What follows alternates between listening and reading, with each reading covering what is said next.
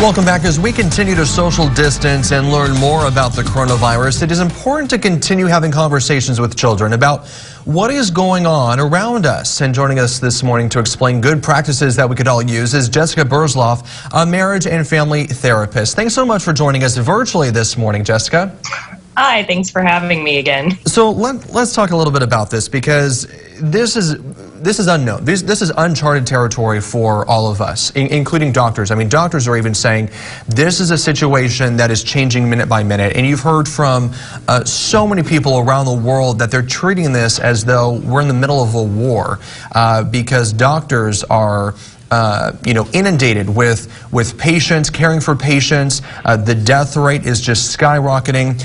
How do you talk to your children about this? Because we're talking about something that is very difficult to process, even for ourselves. Right.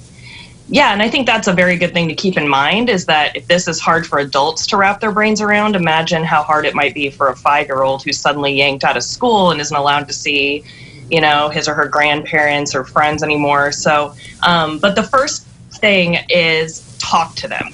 Don't act like, I think our instinct as parents is to protect our children. And I think we think in our head that, if we just pretend like everything's fine, the kids won't notice and it'll be no big deal. But that's just not true. Kids are really sensitive and they pick up on a lot of things, and they're going to hear things. Even my 5-year-old knew what coronavirus was, in February. And so they know, they hear, but they don't have the background to really understand or put it in context. So my advice is ask your kids, hey, how are you feeling? What do you think about all of this? Do you have any worries? Do you have any questions? And then if they do have questions or worries, listen to them.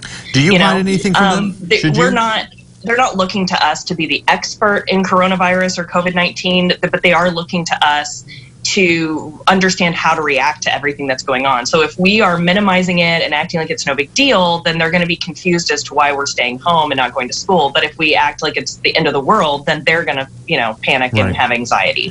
So I think that there has to be a fine balance, but we cannot act like it's not happening. Should you hide anything from them? I mean, facts are changing day by day. The numbers continue to get worse. What should you hide from them, if anything? Well, I wouldn't say hide anything, but I would also say I would, instead of telling them information, I would land on asking open-ended questions. So how are you feeling about this? Do you have any questions about what's going on? And then when they do, just answer those questions. And if you don't know the answer, like my son recently said he's really worried about his grandma and his nana getting sick and dying. And I'm not going to tell him, that's not going to happen. That's, don't worry about that. That's fine. Because I don't know that that's not going to happen. And so what I say is, I worry about that too, baby. That's why we stay home. That's why we wash our hands. That's why, when I go out, I go to the grocery store so that for grandma and nana, so that they don't have to leave the house, and I bring them things. That's why we wear masks. And right. So, I don't think that we need to have the answers, but I think we can model for them, how to put this into a context that we don't know, but we can do things to be proactive. Can you with so many people cooped up inside their home and, in self-isolation, is there anything that you can do to kind of make light of this dark time and do something fun and creative? Well, and I think that's a really good point, is that our kids are going to remember this time, and what they remember is really on us. Are they going to remember us being stressed and worried and watching the news all the time and talking about it? Or are they going to remember the cool, awesome blanket fort that we made in the living room? Or are they going to remember the really awesome cake that we made from scratch, or that neat poster we made and drove by the hospital that said, "Thank you, doctors"?